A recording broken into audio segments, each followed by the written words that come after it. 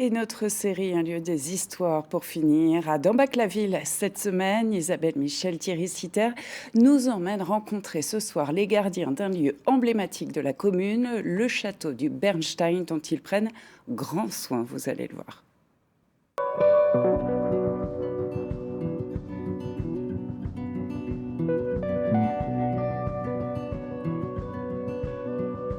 Bonsoir, cette semaine nous posons nos caméras à Dambach-la-Ville et pour ce premier épisode, nous avons choisi de vous emmener au château de Bernstein. C'est l'un des plus anciens châteaux forts d'Alsace. Le chantier qu'on a à faire ici, c'est cette partie-là, donc le mur du jardin. Et donc il faudra juste qu'on voit comment on ramène l'échafaudage. Ce château, c'est un peu sa seconde maison. Depuis 2004, André Fischbach y passe au minimum 3 fois par semaine pour voir si tout va bien.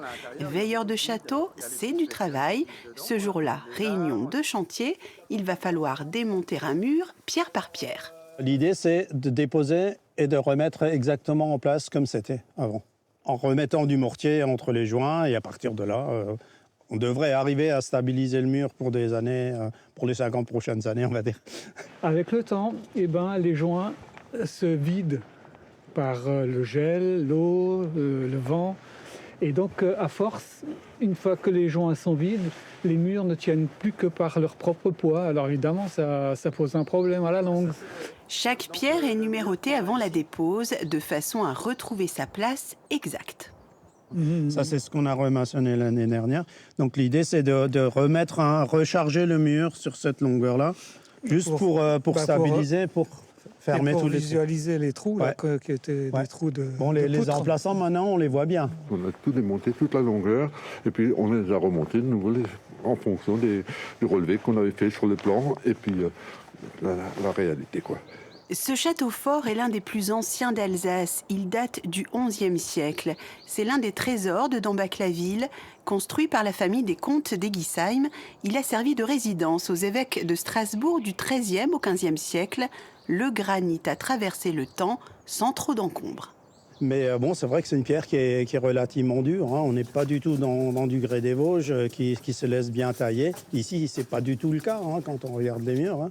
Le bloc est plus rude, il est très tranchant aussi. Hein. Donc, il y a une usure des outils qui se fait plus rapidement, aussi des mains. Hein. Ça, souvent, on le remarque. En bas, le jardin médiéval est toujours là. 4 carrés inamovibles sur lesquels Jean-Claude Weber veille tendrement. Parmi eux, le carré Marie. C'est un carré où on ne mettra que des fleurs. Et ces fleurs serviront pour décorer l'oratoire ou la chapelle. C'est surtout ces genres de carrés qu'on trouve dans les monastères, dans les couvents, où les sœurs ou les pères peuvent se reposer à côté sur le petit banc qu'on a fait nous-mêmes, là, et pour méditer, pour être tranquille, pour prier.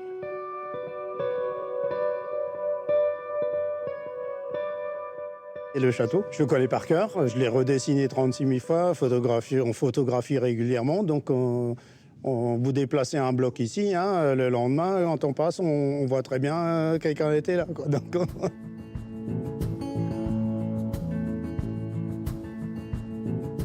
Voilà, c'est terminé pour le premier épisode de notre série Un lieu des histoires consacrée à Dambach-la-Ville. Demain, tout autre chose, nous irons visiter les vignes en petit train.